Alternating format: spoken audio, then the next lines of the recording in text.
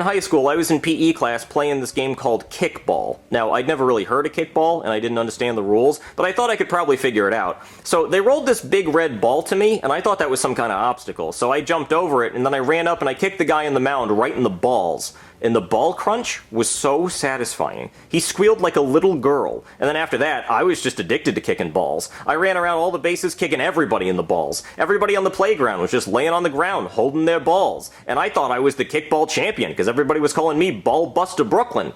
Until the PE teacher ran up and told me to go to the principal's office for kicking people in the balls. So I kicked him in the balls, and then I went to the principal's office, and the principal told me that I was suspended for kicking people in the balls. So I kicked him in the balls too. And then they called the cops, and as you can imagine, I kicked them in the balls, and they were not happy about that at all. So they sent me to jail, they took my mugshot, I kicked the photographer in the balls, and then they sent me to my cell, and I kicked my cellmate in the balls. So then they sent me to the electric chair, and I kicked the executioner in the balls. And then after that, they didn't know what to do. So they called my parents, and my parents came and got me, and my dad said I was grounded for kicking people in the balls and that might teach me a lesson. So I kicked him in the balls. And then they sent me to a therapist to figure out why I was kicking people in the balls so much. And my therapist said it had something to do with unresolved feelings about my mother, so I kicked him in the balls. And then they sent me to a mental institution, and they put me in a straitjacket. But my legs were still free, so I kept kicking people in the balls. And then they put me in straight pants so I couldn't kick anybody in the balls. And then my parents and the teachers and the doctors and the cops and Bill Clinton, who was president at the time,